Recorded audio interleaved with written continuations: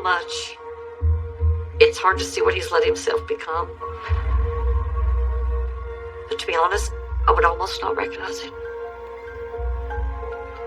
And that's sad. Because he was so much part of my life. When I think about him now, it's like an empty hole. I know in my heart, before they put him to death, I need to face him one more time and ask the truth.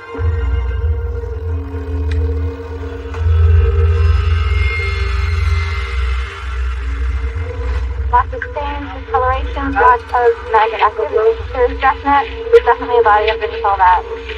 Seeing the results of what he did haunted me for years. Medical cameras are now open and one on the left. There's definitely been said body in this second container as well. There's a lot of pain because the bottom line points to someone at one time I loved that did all this. It's hard to think about because it was a whole lie, all of my life. But there was a lie.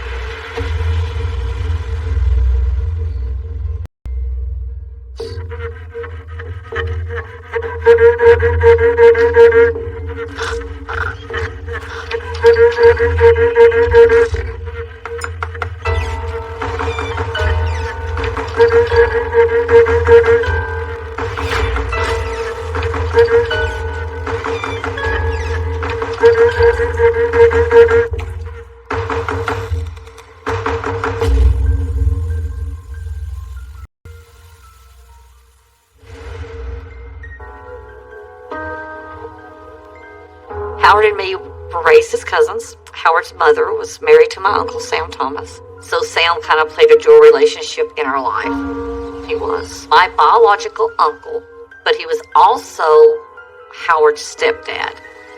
Howard and I were together at Christmas time, birthday parties. I have a lot of good memories of when I was a kid. We lived in the country, so we could go outside and play, or we would sneak around through my grandparents' house. Nothing would have pointed to him being destructive or vindictive or manipulative. It's just, we were kids.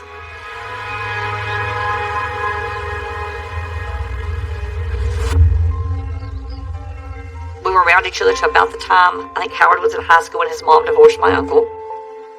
I did not run into him again until around 1988. To see each other again. I guess what attracted me to Howard was just his personality. He could make me laugh. He was a good-looking guy.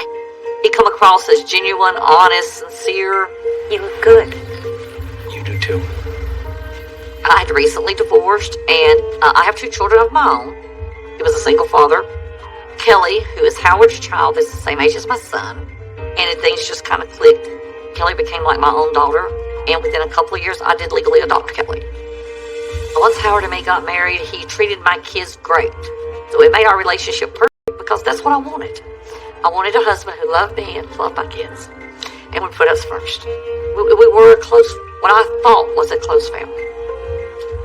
Until things went wrong.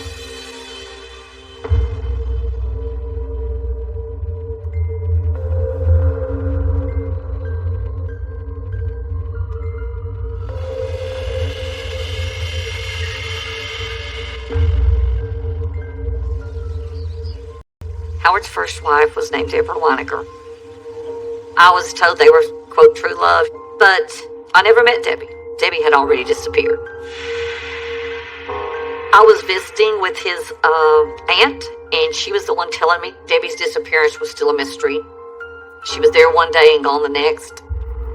When Debbie left Howard, he took it so hard. According to Howard, everything was great, and supposedly she vanishes from her house one day. He didn't tell me much. He just said that she left him and the kids one day. He never saw it coming. No, nothing. All of her personal belongings was supposedly gone. There was no hospital records, no police records, no nothing to even trace her anywhere. No use of credit cards, no use of her driver's license being seen, nothing. I never understood how someone could just walk out on their whole family. From Howard's explanation, Debbie just walked off. We trusted what Howard said. From Debbie's family, they suspected that Howard had done something. They feel that he killed her and disposed of her body, well, they'll never find it. when I asked him what happened to her, he said, I come home one day, she was gone. He said, I have no reason to lie to you. He said, she was having some issues, and apparently she just wanted to take a break for a while. And that was his only answer, was that she just decided to take a break. And she just took off away from everybody. And by then, I was in love with him, so he wouldn't lie to me. To this day, her family still believes she was murdered. And I'm sure he killed her. Why he killed her, I don't know.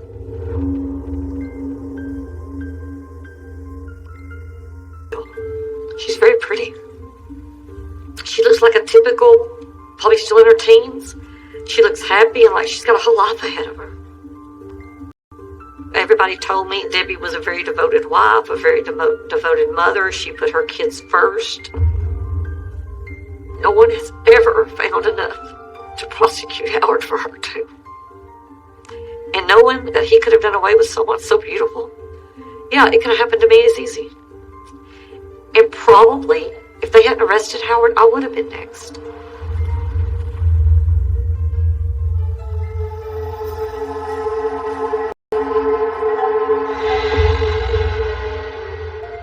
When you look back at stunts he pulled, it's like he had a pattern of wanting to commit fraud. Howard came by to visit me at work one day around my lunchtime and asked me to come outside, where he showed me that my van had been wrecked. Oh my God. The story was that his daughter had decided she wanted to learn to drive, and she drives my car down the road and puts it in the ditch and takes the whole side out. Is she okay? Yeah, she's fine. He told me that he had talked to Kelly about what had happened to my van, that she was real upset about having tore up the van, and we should just let it go and not upset her anymore. So I let it go. But I go back and I think, my car, it was more dented, like someone had actually hit it with an object. He took the initiative to call the insurance company to set up the adjustment and to have it all taken care of. Hi, honey. We have not received a check for the van. This is just ridiculous. They gave a check. He wanted me to hold the check for a while and not do anything. We already got that check. I think he thought I would just sign the check over to him, and he would take the money and do whatever he wanted. What'd you do with it? I insisted that we had to have a second vehicle because of my schedule, so I took my check and I went and bought me another car. You can't just go out and buy a new car without talking to me first. He was very upset that I would not split it with him, or I would wait several days to get a car. We were supposed to discuss what we were going to do with this money. I wasn't being fair to him. He should have part of it too, and if I'd have waited like he wanted, that money wouldn't have been there the next day. What he wanted the money for, I don't know. Howard, you are overreacting. At the time it was happening, it didn't dawn on me, but the patterns were there. It's just something, because I thought I was still in love with him, I didn't want to see.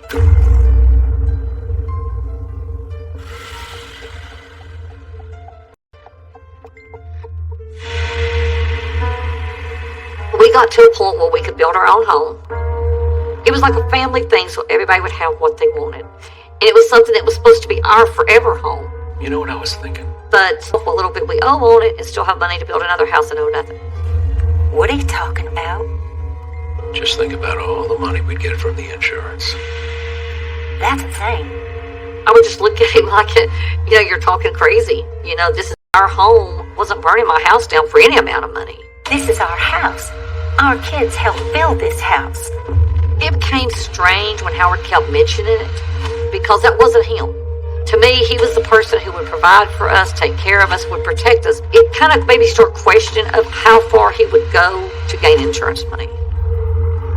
But still, I'm in love with this guy, and it doesn't click. I just let it go, because I never thought he could be serious enough to take something away from all of us.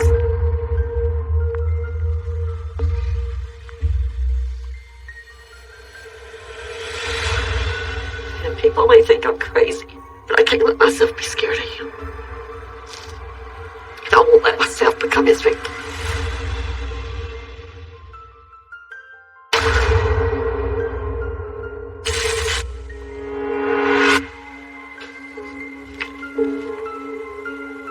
It's hard to go back and look at photos. Most of them, I'll be honest, I have destroyed. During this time, he was very easygoing, happy. It's like everything was going perfect. I figured we'd be together forever. It's hard to believe when I look at this photo that he's the same person who told me that he killed people. The man in the photo is the one I fell in love with. I really just don't want to see that part of him. That part is who he made me think he was, when in truth he wasn't. All those years were wasted. To where I thought my life was happy and everything was right. And then they were turned upside down and made it a whole lie.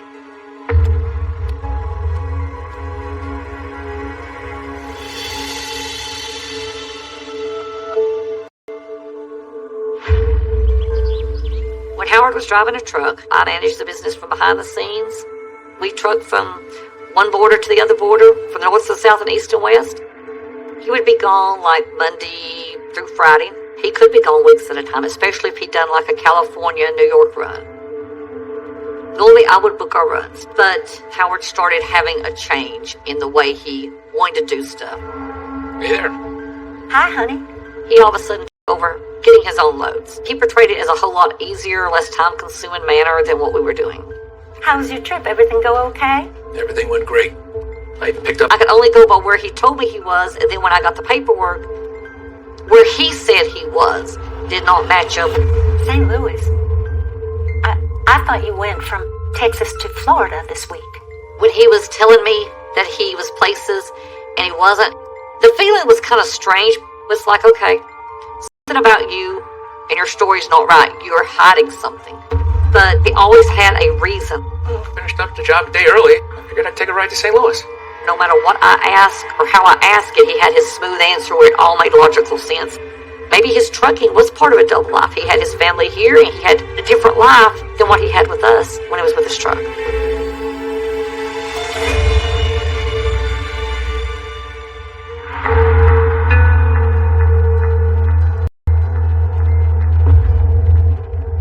He wanted to please his daughter, and I can see why. That's his daughter.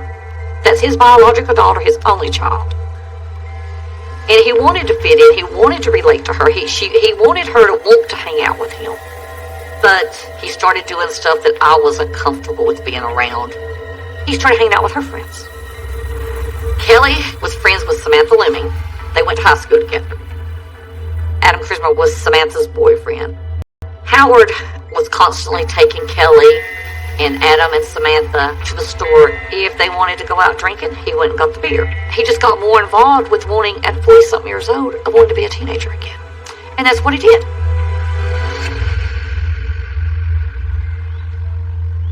The first time that I became aware that Howard was hanging out with the teens was when I found them all at my house. I worked a third shift job, so normally I got home between 6:30 and 7. One time when I come home, there were kids just piled up under sleeping bags, blankets, sheets, whatever, all piled up together.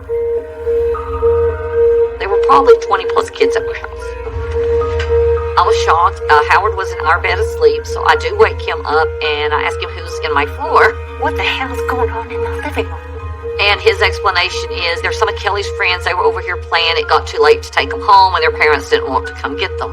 His story of these kids is they did not get along with their family. So Howard was an outlet. He said he was a safe haven for them. They would have a place to stay. Look, I don't think you understand what some of these kids go through at home. My reaction was I wanted it stopped. I actually demanded that I do not come home and find this again. I told Howard it was inappropriate. I'm serious. It's not right and it needs to stop.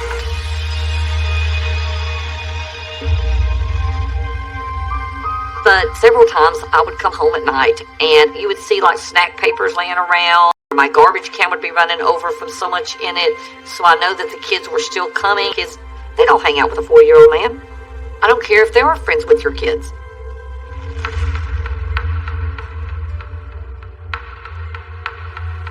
His relationship with the teens, it developed quite rapidly. What really broke the string with us is it was New Year's Eve. Howard's nowhere to be found. His daughter's nowhere to be found. When he showed up the next day, I asked him where he went. Where have you been? And he said, His daughter wanted to go run around with her friends, so he took them running around, and he found out that they had rented a motel. And so he took them to the motel, and they were all drinking. So he decided to stay overnight, too, because he was drinking. I thought I was doing the responsible thing. The more I thought about it, the more mad I got. Why are you toting these kids around? They're underage. Where are their parents? If you want to hang out with a bunch of teens, that's fine. You do that. I want it out, and I want it out then. I didn't want to give it time to wait. I'm done with you. Howard and me had an agreement if we ever split up, I wouldn't fight him for Kelly. So, as soon as I could, I packed my kids up and we left. And I moved on with my life. He's a 40-something-year-old man. You're messing around with people's kids. If everybody else comes first, then I don't need him because he's not putting his priorities where they need to be. We still remain friends because I wasn't angry. I didn't hate him. It's just I wanted my life separate.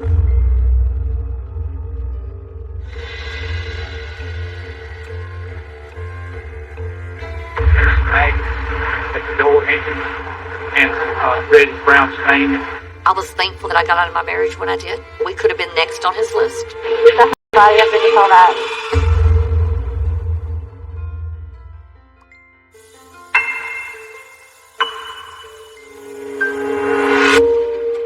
Sam Thomas was my biological uncle, but he was also Howard's stepdad. And we hadn't talked to him, I guess, in a few days. So we tried calling him on September 3rd. And we rang. He didn't answer, so the next day we tried again and rang, nothing. The next day we're still calling early in the morning, still no answer. Nothing. Now, him not answering my phone calls didn't bother me too much until it went on for days. Something wasn't kosher. Howard knew that we were looking for Sam. Hello, Howard. Sam's house, and Sam was fine. Yeah, I saw him a couple days ago. Everything seemed fine. Howard said, I think Sam took a trip, and that Sam had mentioned something about an RV. You know, I remember him saying something about buying a camper. He did? Yeah. Don't worry about him, he's okay, kind of passed it off. So it was like Howard was making excuses at a point for us not to go up to the house. Sam can take care of himself. He's gonna be just fine. Okay. But for him just to up and go without giving, somebody the heads up that he was going, it really didn't make sense. So after not being able to reach him for several days, we knew he had some health issues. Nothing major, but we still wanted to check on him.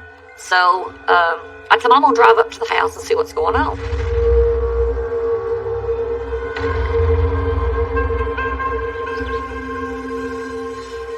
Everything in the house looks good, no struggle, no nothing. We looked around the house, his bed was made, everything. Nothing looked out of place. His furniture was there, his clothes was there, and Howard was with me. But he kind of more like followed like a shadow looking to see what we were looking at. He had a little bit of a nervousness to him. He wanted to hurry up. We don't see anything here, let's go. He wanted to get in and get out. At that time, his actions didn't raise suspicion because he made it appear as though he was helping. On afterthought, it's like he was looking to make sure you didn't see anything. It was more like he was overlooking you. Sam kept his medication on him, so if he was even going to be gone even a day, he would have took his medicine with him.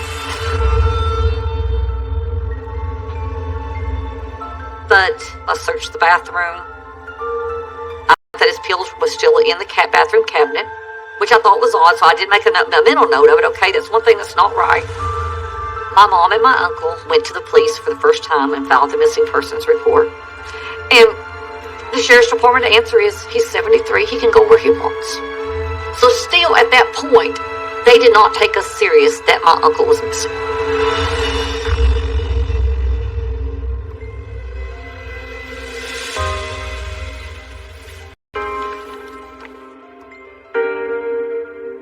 We we made our own wanted posters with one of the few pictures we had of Sam, because Sam wasn't much for having his picture made. And we took these pictures all over North Georgia, all over Chattanooga, Tennessee. When Sam disappeared, Howard was very supportive in trying to help us search. He agreed to put posters up. I honestly thought he was concerned, so we hunted and we hunted. Some people recognized his name, but not his picture. Someone had attempted to use his credit card. Again, we notified the sheriff's department. We know something's wrong. This poster was our only way of trying to find him, but we made it too late. Because by the time we made it, he was already dead. And it breaks my heart that we didn't get to him soon enough.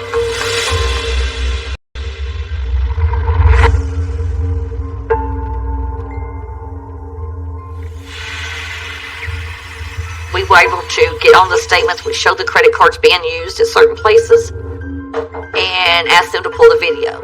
It was Howard and the teenagers with his credit card. I was shocked to see that it was actually Howard using the credit card. Have you been using my uncle's credit cards? What? Don't lie to me. Howard claimed that Sam had given him his credit cards because Sam was holding cash for him. It's complicated. Howard supposedly had $4,000 or $5,000 Sam was holding for him. Howard's explanation was, I gave Sam money. He gave me the credit card in case I could not get with him to get my money when I needed it. He claimed he had had them for months. However, the only time the credit card had been used was in the AM hours after Sam disappeared. That don't make any sense. That was a big red flag. Hey, what do you know? Where is Sam? And still his story was Sam said he was going out of town. Look, I'm done talking to you. I think you should go now.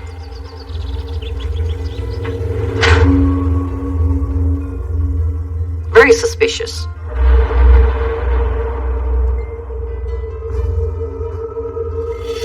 Okay, this is the entrance. Locker number 47. Approaching the locker. This is the raw video.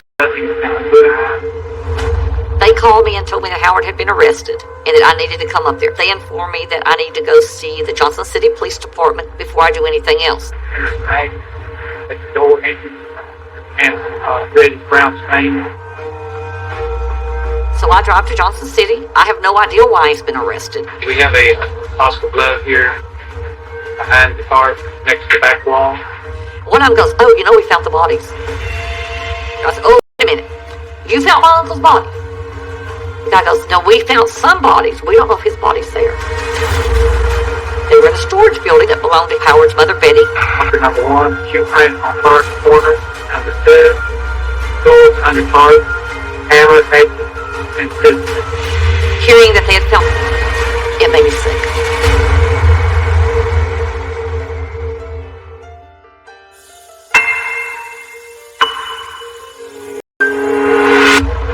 We're now looking at the blanket, top of it, lots of stains, discoloration, lots of maggot activity. There's definitely a body up in all that. They said when they opened the door that the smell about knocked them down, and they opened the containers enough to know that there were body parts in them. Okay, now that is very odd. They could see that there was blood and body parts of at least 2 people in there. At that one time, I found out that Samantha and Adam both were missing. I became aware that Howard was hanging out with the teens. There were 2 marks on the head that were really suspicious for a chainsaw.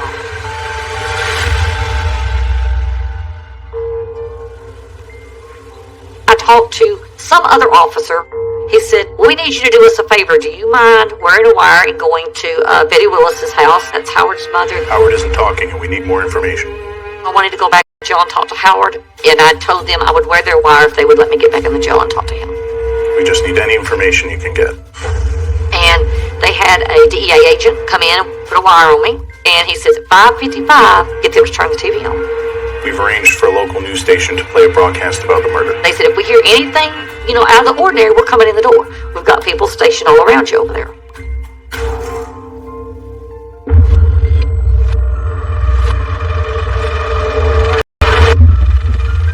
When I went to into the house as Aunt Marie answers the door. Who is it, Marie? It's okay. It's Wilda. As soon as I enter the door, she reaches behind me and deadbolts it. They never lock their doors. Something isn't right. People who never lock their doors don't all of a sudden deadbolt their doors. They were both nervous. They were antsy. They're talking around in circles. You've got to go see Howard. You've got to help Howard. You're the only one that can help Howard. I'm like, let's watch the news while I'm here, see what's going on. We're going now to Johnson City, where police are investigating a group. As soon as it pops up, there's the storage building with police tape and stuff. And they say something about they believe they found teenagers' bodies. And Betty and Marie both go. They found the kids' bodies. Oh my God. And I look at them, I said, what are you talking about? She said they found Samantha and Adam's body. Betty goes, that's my storage building. They found it. I'm like, wait a minute. I'm nervous. I'm sitting there keeping eye contact the best I can because I don't know who's involved. I don't know who's done anything. The more they talked and the more they acted like they did, the sooner I wanted to leave. And I told them, look, I've got to get up and go. If I want to see Howard at the jail, I'm out of here. I gotta get out of here right now. So I get ready to leave. This is the scariest thing that ever happened. Both Marie and Betty jump to their feet. Betty's known to carry a gun. More than one gun. When Betty leaves to go in the other room, it's going through my head she's going for that gun. So then I am panicking. Because I'm like, they're going to kill me now. This is it. So I'm edging my way to the door, which is only a few feet from me. But I know the door's locked. So I've got my hand behind my back trying to undo a deadbolt. And it doesn't want to unlock. And even though the police said they could get to me, I'm in front of the door. I later learned from the police that they were fixing to kick the door, but when they realized I was trying to open the door, they held back. And Betty comes back in there with money in her hand. Here, can you take and get this to Howard? When Betty walked in there with money in her hand, I was shocked, but I was also relieved because it wasn't a gun. Promise me you'll do something for him. I promise. I thought she would kill me. So I thought she figured they had said too much. They tell me good luck and they hope I can talk to him.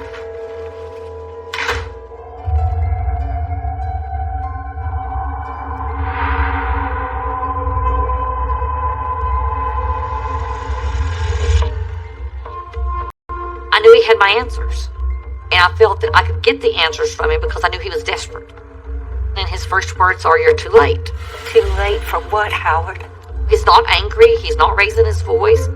They found the bodies. Whose bodies? And he's going, it was on the news. I'm like, what was on the news? He said they found Adam and Samantha's bodies. I start getting him to tell me what happened. He tells me he blew Adam's effing brains out. Did you kill him?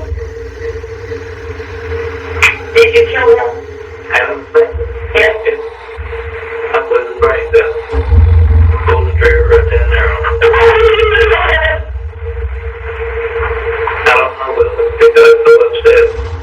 Howard first told me he did all this, it made me sick. I wanted to get out of there, but yet I still wanted my answers about Sam because I knew if he's done this, there's more to it. So it's like I make myself sit here. I've got to hear the whole story, no matter how bad I hate sitting here. Howard admitted that he killed the kids because they killed Sam. That's his original story. According to Howard, Adam and Samantha went up there to rob Sam. He said that Adam came in there high, bragging about how he killed the old man and how he cut the old man up. So that Howard just picks the gun up and shoots him, and then he turns the gun and shoots Samantha at the same time. So you shot Sam? Right there, Dave? I just shot her. He said that he cut Adam up because Adam said that he cut Sam's head and hands off. So he cut Adam's head and arms off. What did you cut, Adam? What did you cut? His head and hands. There was no emotion in his face. It was just like an everyday conversation. It's just like telling me that he went to a ball game. What did you do with your man? In the storage shed to get into right now. Where's that? Right there with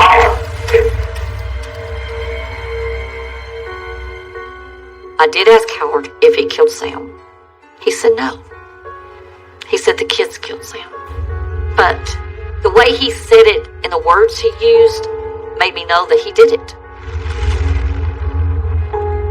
It was his demeanor, his wording, everything made me know that he had not only killed the kids, he had killed my uncle, and he killed Debbie. I leave. The lead detective walks up to me and says, I want to thank you for doing my job for me. I said, if you'll just give me a gun, I'll take care of the rest of it. And that's the only response I had. Could I have killed Howard? No. But that's the only response I could have. I blew the brains out.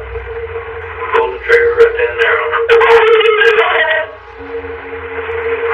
I don't know what he got so upset.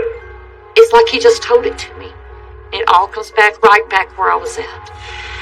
It's still unreal. He did it, and I can't change it.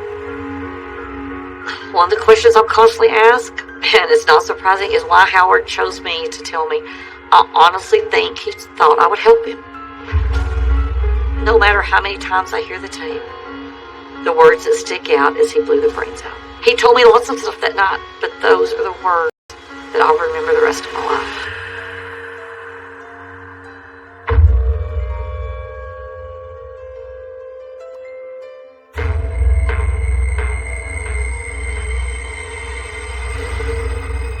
I get a little disposable camera to make pictures. When the pictures were developed, they had skulls in my pictures in various places.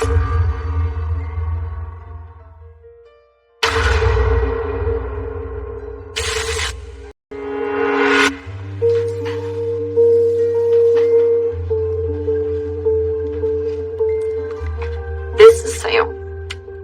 This is what drove me in 2002 to wear a wire, to seek evidence on a man that I thought I'd loved and trusted all my life. He loved his family. He would have done anything for any of us. He loved his grandkids. They were everything to him. But he didn't get to see them grow up. And that's something no lost. But this picture hangs in all of our homes. Somewhere in them. So that we don't forget. And he's always smiling at us. So it's a very happy picture. We love you, Sam. You're not forgotten at all. I'm sorry.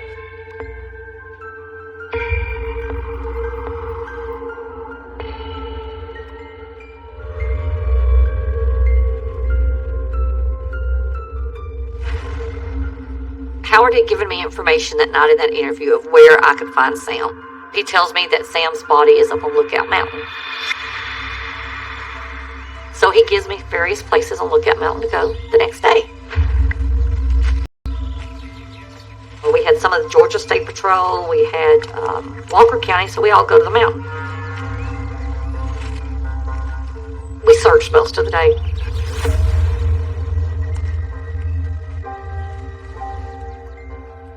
And they found him.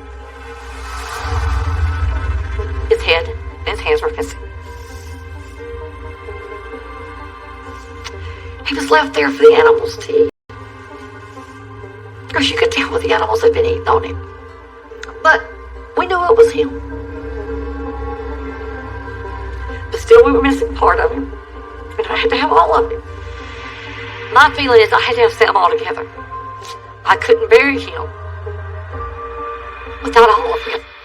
You can't bury somebody twice. So we couldn't put it to rest until we had him all.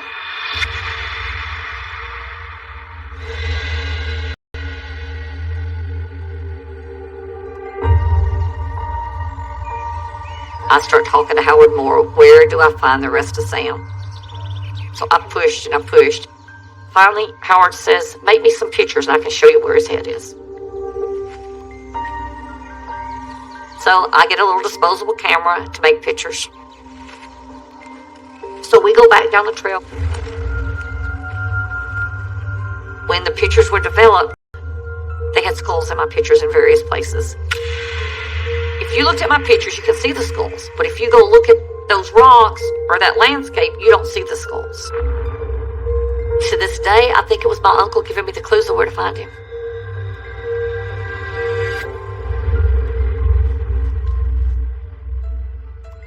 You can see a skull here. You can see what resembles a face and the pattern of the rock. you stood there beside me that day, you would see a rock. I saw a rock. But in my pictures when they were developed, these rocks had images of skulls in them. So we used my pictures to walk down the trail, and the skulls guided us to where his head was. One of my pictures, it showed a skull overlooking the path. And over here on this big rock was Sam's head in a hole that was covered by another rock. I think these skulls appeared in my picture so that we could find his head that still wasn't at peace. That he needed his body together to be at peace. Even though I never believed in ghosts, Sam wanted us to find him. My pictures helped us find him.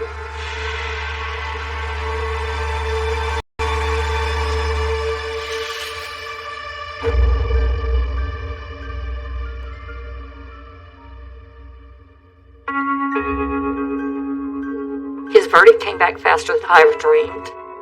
They come back with first-degree murder on both cases, and then he was given the death sentence. As far as him being given the death penalty and the way I feel, I agree with it because he killed those kids, but then I was raised all my life that the death penalty was wrong. So it's a big conflict for me. I think he deserves it, and I was really struggling with the fact, here I'm raised that the death penalty is wrong, but I was a key witness in a death penalty case that got somebody the death penalty. So it's still a very hard issue that I don't know how I'm going to feel when it happens.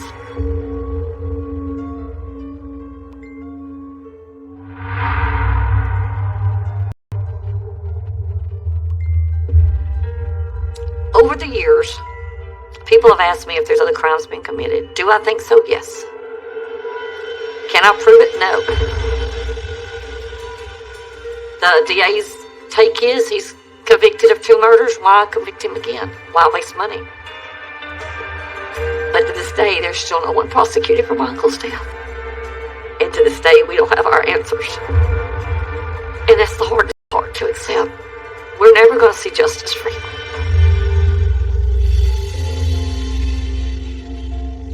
The hardest thing is not knowing. It's not knowing why, even though we suspect it was a disagreement over money. My honest opinion is Howard went up there for money and that things got out of control. I think he killed the kids because he was afraid at 15 we don't have all the answers. And I don't think we'll ever get them. Unless Howard gets a guilty conscience and tells us the truth. I hope that I get the nerve before he is put to death to go ask him one more time. I don't know if being that close to losing his life, he will tell me the truth. But for me, I've got to try.